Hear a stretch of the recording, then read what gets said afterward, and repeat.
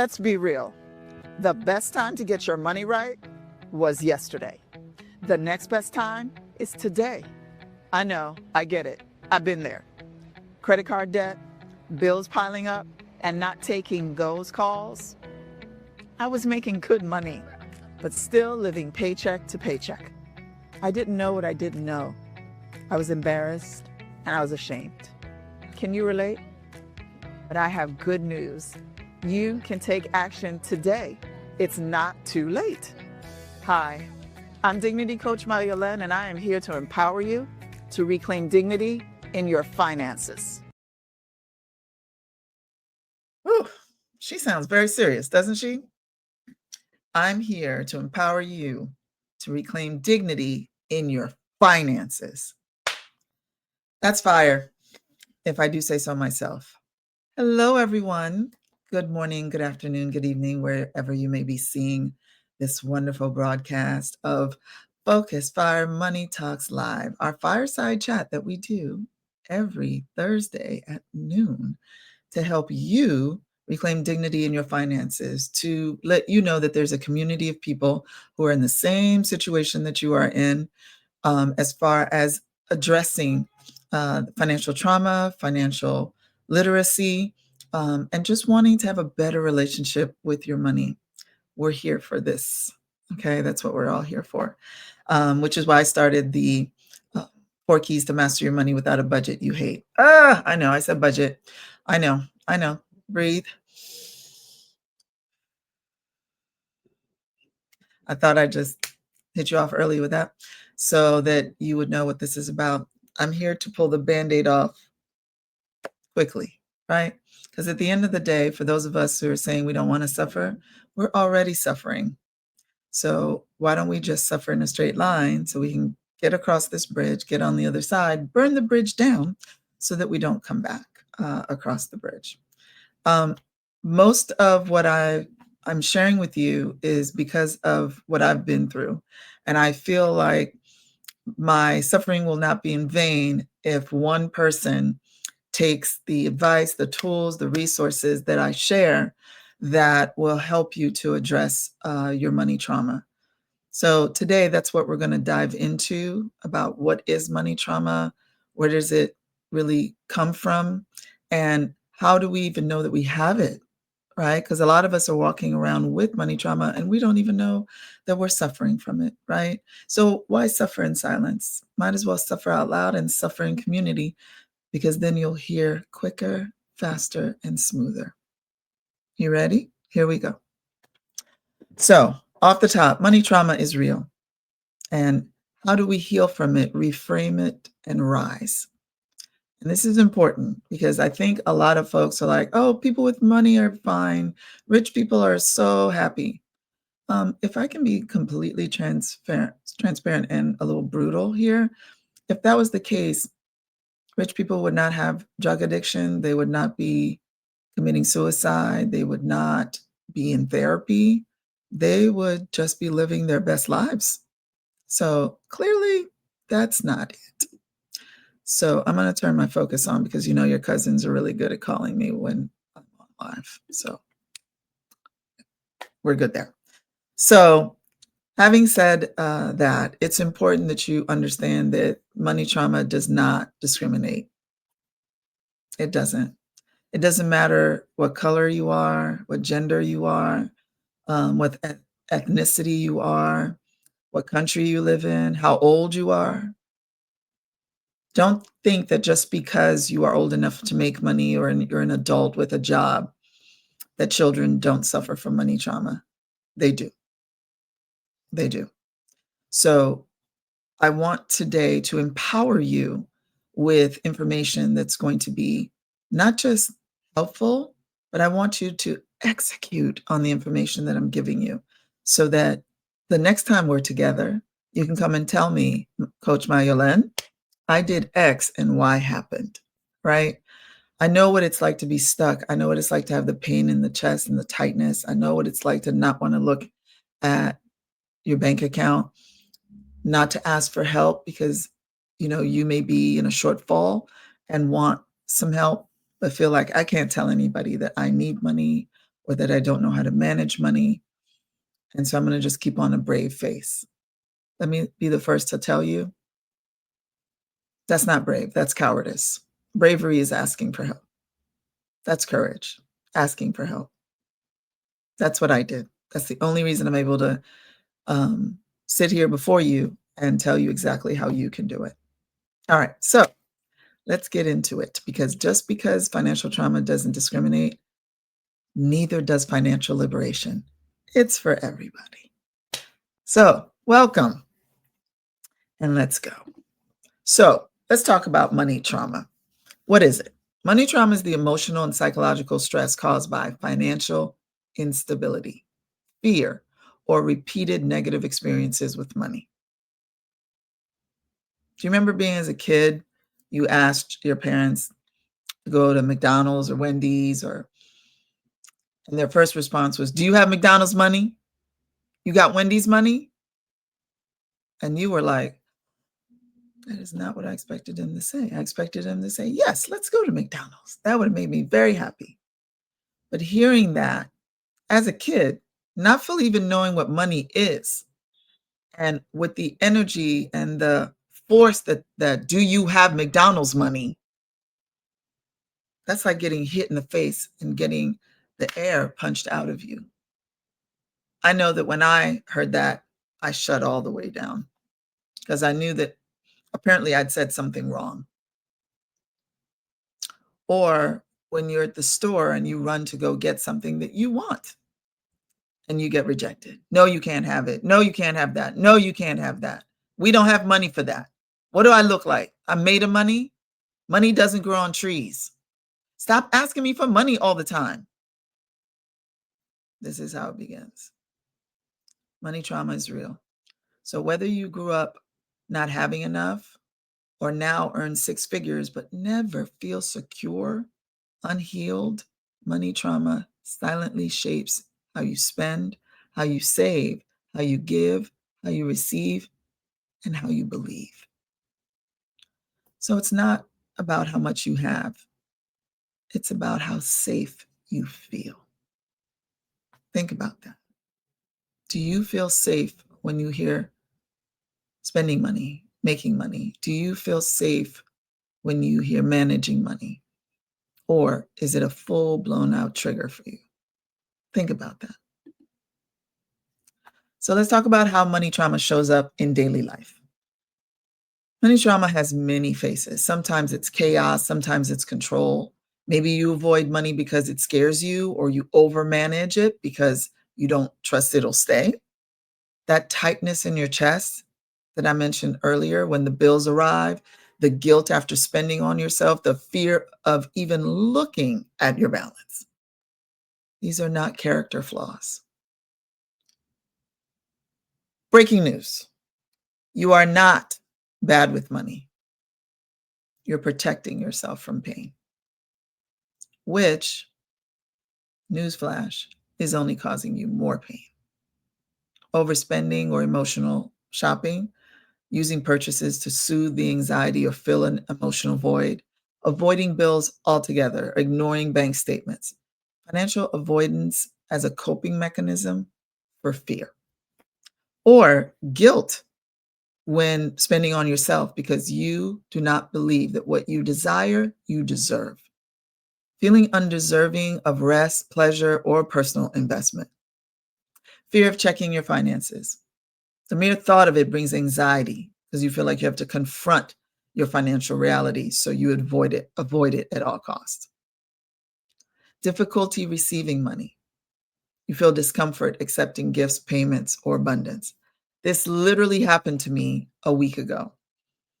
I was staying with a friend who gave me access to the beach, peace, and quiet, and had been trying to get me to do this for 3 years. And when I tell you I spent the best 48 hours I have in a very long time, the first half of the day that I was there, I felt guilty that I was not working. And My friend turned it up a notch by everywhere we went. She paid for lunch, she paid for breakfast, and I was like, "Oh, this is very uncomfortable."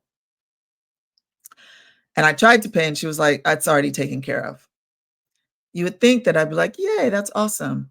Inside, my stomach was already churning. And when I was leaving, she just put a bunch of 20s in my hand. And I was like, "No, I can't accept this." So I gave it back to her. She pushed it back on me. I gave it back to her again.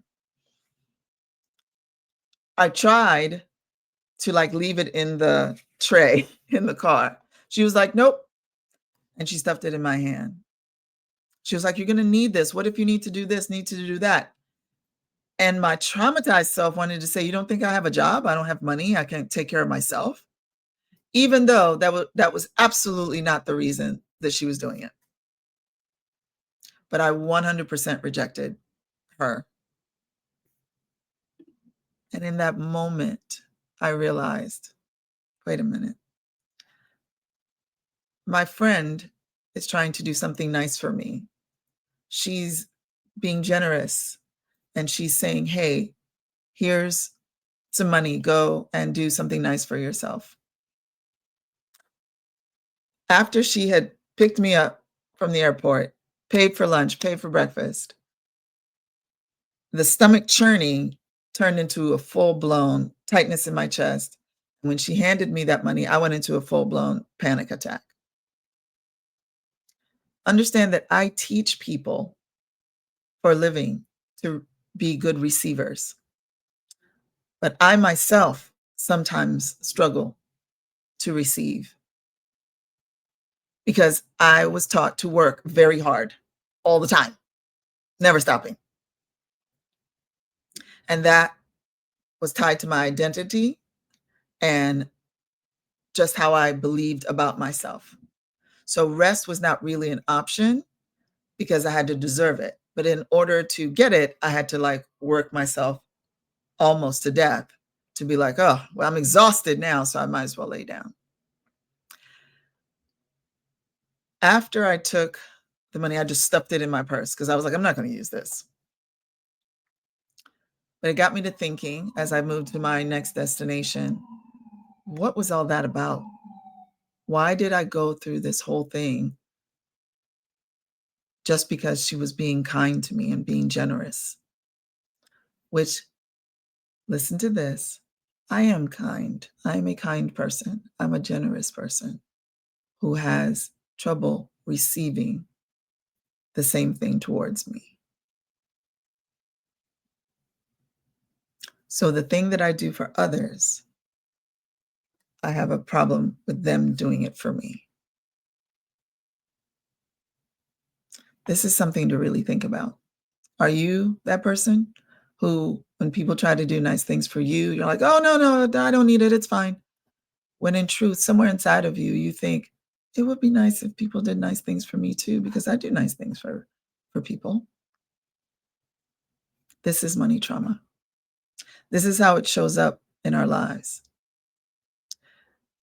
I called my friend after I got back to New York to tell her thank you for her kindness towards me. Thank you for her generosity towards me because she is a generous person. And I thought to myself, I should practice receiving. And that's what I offer to you because it's not something that's going to happen overnight. We have to practice receiving. Think about that.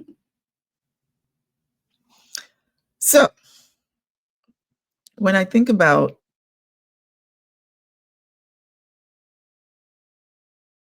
how the money trauma shows up in daily life, I'm sharing with you how it shows up in mine. My question to you is, how does it show up in yours? Are you always feeling like it's not enough and you can never take a break or take a rest? I can relate to that too.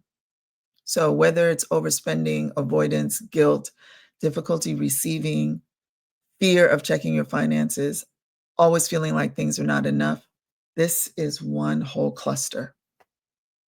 And this is what we're going to deal with today. So where does the trauma come from? It has multiple locations, right? So this informs because it becomes early in our lives, right? Of what we saw, what we heard, or what we felt about money. And what, as the book says, the body remembers everything. It stores the trauma. So maybe it was in your childhood, lessons from family and beliefs, right? Early messages about scarcity, worth, and what you deserved. Something to think about. And then maybe it was debt, a job loss, financial abuse. Yes, there is such a thing as financial abuse. If you continue to give to people and they're not sewing back into you, if you're feeling like you're being used, you are. You are. And if your giving is tied to your identity because, quote unquote, people like you because you're always giving them money, you're in a toxic financial relationship. And oftentimes traumatic events that will shatter your sense of security, right? There's cultural, ethnic, and gender-based pressures. If you're a man, for example, you expect to make all the money, bring it home, and take care of your family. But what if no one taught you how to manage money or budget money, and you have a wife, children looking at you like, don't you know how to do all these things? Or if you're a single parent, man or woman, and your child is looking at you like, you're the one, you're taking care of me for everything that I need. And in your mind, you're like, who's going to take care of me? Because I'm not sure how to make any of this work. That would be trauma. And coming from that, right? The expectations of our families, of the cultures and the society that we're in around provision, around amassing wealth and chasing after money. This is what most of us grew up in. Financial instability or scarcity, growing up with an unpredictable resources or sudden loss. You could have been in a family that sometimes the bills got paid, sometimes they didn't. Sometimes the lights were on, sometimes they weren't. As a child, your body takes all of that in. Your parent or parents are already in the trauma, and maybe they're trying to protect you from it. And I'm going to tell all the parents out there, children are sponges. They always know when something is wrong. And they're just going to absorb it and it'll show up later. So the best thing that you can do for them is to train them up in the way that they should go. So when they are older, they won't depart from it. And money is part of that. Not Santa, not magic, that it's you. It's you who's God has given the opportunity to have a job, to do all of these things so that they understand the value of money and of wealth. Religious teachings about money, messages that wanting more was greedy or that struggle was holy. As a person of faith, I resonate with this a lot, that wanting money was bad and that money was the root of all evil. I heard that most of my life, only to find out as an adult that it was the love of money that was the root of all evil. So imagine the conflict I'm feeling inside, that I want to make money, but money is bad. I want to be rich, but rich people are evil. Like, how do you reconcile that? You don't. It just sits at the seat of your soul, and your subconscious is listening, and it is going, okay, she's saying she wants to be rich and be wealthy, and she wants to make money. But inside, she inherently believes that it's a bad thing. So I'm going to manifest situations so that this wealth she's talking about never happens.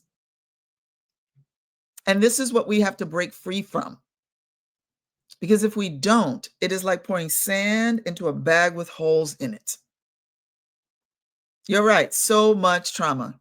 And half the time we don't even know we're traumatized until we hit a wall, when we're like, man, I work really hard. Why can't seem to keep money? Where is the money going? Because whether you are financially mature or not, you're still going to age every year. You're still going to grow older. So it is incumbent upon you to become financially literate. Then there's financial instability or scarcity, growing up with unpredictable resources, sudden loss, as I mentioned. Right now, we're dealing with that in the world, right? Then you sprinkle that with a little religious teachings about money being a bad thing. And then you add to that societal shame and comparison, measuring your worth against others' curated successes, keeping up with the Joneses, as they used to say. So if your neighbor has got the car, the house, the kids, the white picket fence, etc., you're like, well, what's wrong with me? What's going on in my life? When in truth, you run your race. And we move from money to and cost to value and investment in return. What is it that you're getting value from? So, awareness of what I'm saying is the first step of this that can create a new and healthy way of looking at money and having understanding that your financial freedom will lead to your financial liberation. Because that you're free is one thing, that you're doing something with your freedom is liberation. That is freedom in action. And that's what you want. When you do that, you will heal the inner child. You will look at your faith as that you're not operating in lack, but abundance. And that you'll go from this to alignment. That's what we all want. So let's talk about how money follows us. So people think, again, if you dress up a pig and you put pearls on it and you put perfume on it, you know it's still a pig, right? So money trauma doesn't disappear with success. It just wears different clothes. Money trauma does not vanish when your income rises or your title changes. It simply puts on new clothes. That's why even high achieving men and women, professionals, entrepreneurs, faith-filled leaders, side hustlers still wrestle with financial insecurity, guilt, or fear.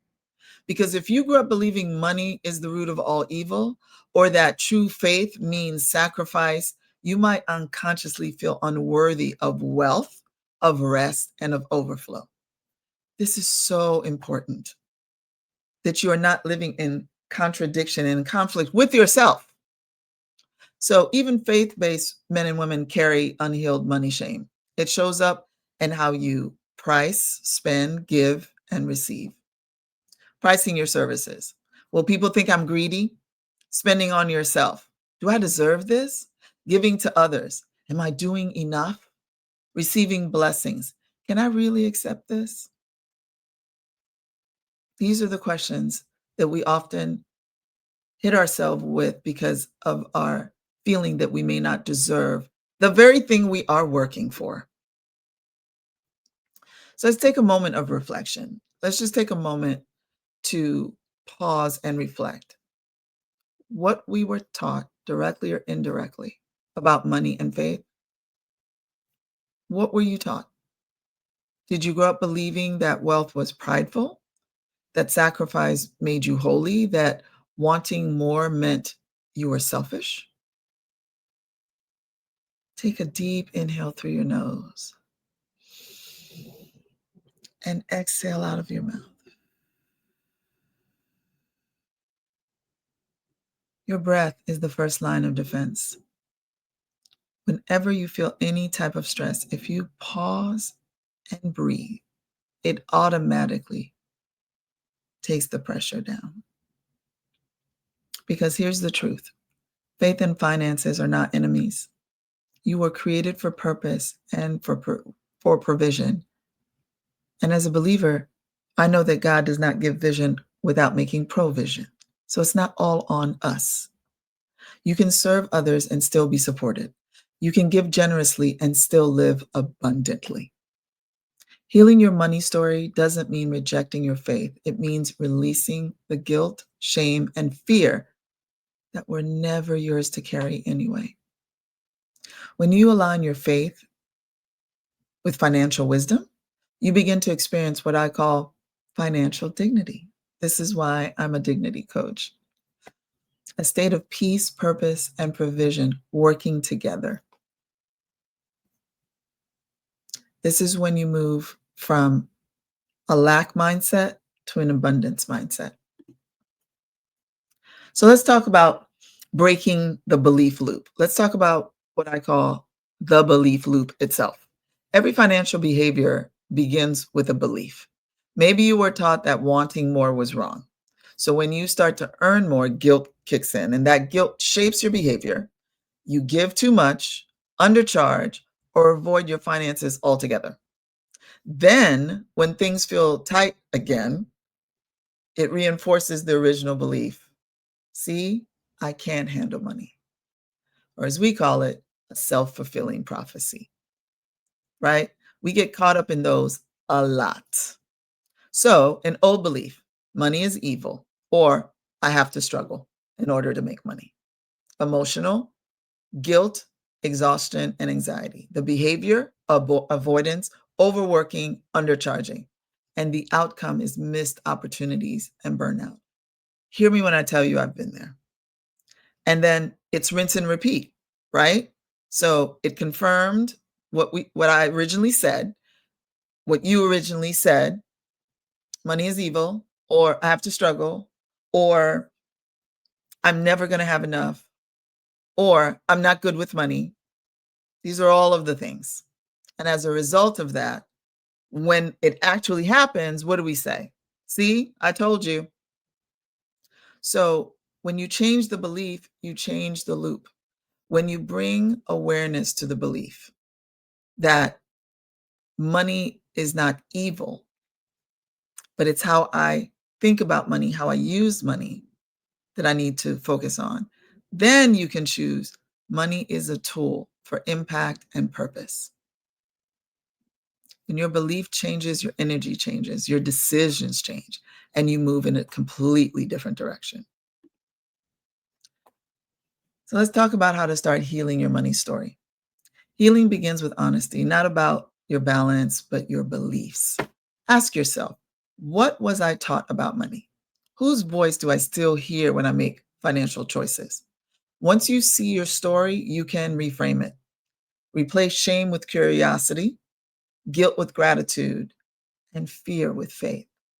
Then, we create safety through systems, support, and structure, something we often did not have as children. We acknowledge your money story, examining the beliefs, the messages, and experience that shaped your belief, your relationship with money. And then bring compassion, not judgment, to what you discover. You reframe your beliefs, challenging the old narratives and replacing them with empowering truths. You write a new script that honors both your faith and your worth. You create safety systems. You build structures that reduce anxiety and increase clarity. Automate what you can, simplify what feels overwhelming. And then we build powerful new habits. We take small, consistent actions from a place of power rather than panic. And we celebrate progress, not perfection. And I say this all of the time. We've heard before, we all grew up with the same practice makes perfect. No, it doesn't. Ever. Practice makes progress. If you practice, you will get better. If you continue to practice, you will have a skill that you master. But even then, you have to continue practicing. So if your goal is not perfection, but learning, expanding your capacity, even the work that you're doing, the practice becomes a much more enjoyable experience than it has to be perfect. Take it from a recovered perfectionist. Practice makes progress. So we have to move from survival to financial dignity. Financial dignity is when you no longer measure your worth by your wealth, but you manage your wealth from a place of worth. You were worthy before the money. You were worthy before the finances. You were worthy before you even knew what money was. So once you flip that and you break up with your feelings that are telling you all sorts of things about yourself and self-worth, and you untie that with money and finances, you'll find out that you're a pretty amazing person We come here in seed form. You have everything inside of you to become who God purposed you to be. Everything else, people, places, things, are all supplemental. And that includes money. So financial dignity means peace. It's not about being rich. It's about being secure, centered, and self-trusting. When you heal your money story, you stop surviving your finances and start mastering them. You make choices from power, not panic. This is the shift from reactive to intentional, from shame to sovereignty, from chaos to clarity. Financial dignity, say it with me, is my birthright. Like I said, you come to the earth in seed form. So you have everything you need. And fun fact, did you know that all seeds, when planted in soil, know exactly how much magnesium, potassium, copper to pull from the soil? So an apple tree will pull different amounts than a tomato, than carrots, than a watermelon. God is deep, y'all. Think about that. So that's why you've never seen an apple seed become a strawberry. Why? It knows that it's supposed to be an apple tree. So it knows that it needs to pull these things from the soil. And mind you, an apple seed is not sentient. It's already wired, just like you, just like me. We're wired to be planted in good soil, and we're wired to know what to pull from that, and we're wired to grow. So this is the shift from reactive to intentional, from shame to sovereignty, from chaos to clarity. Again, financial dignity is your birthright.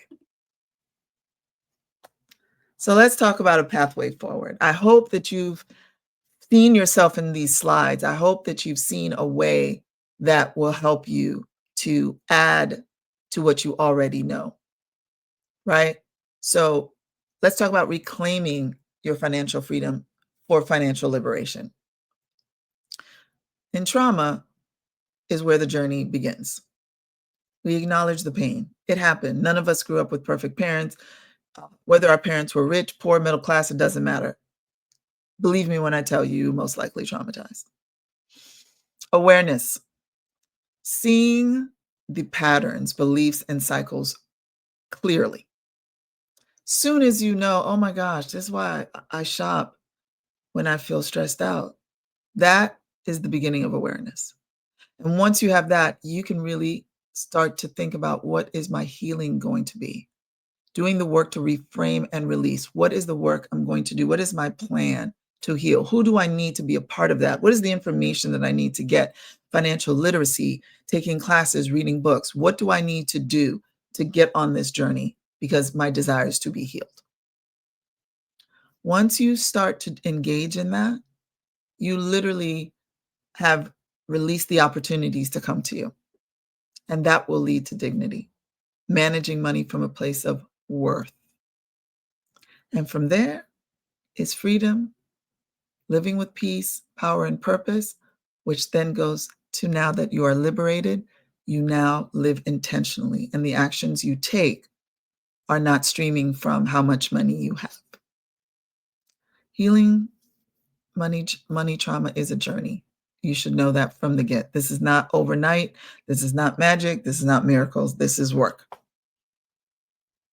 Each step matters.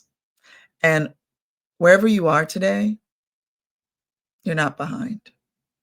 Do not feel that the information I'm giving you is condemnation. It's to make you feel like, oh, I was supposed to hear this today, and now I'm going to take action. You're becoming. You're rebuilding your relationship with money on your own terms. You deserve peace with your money.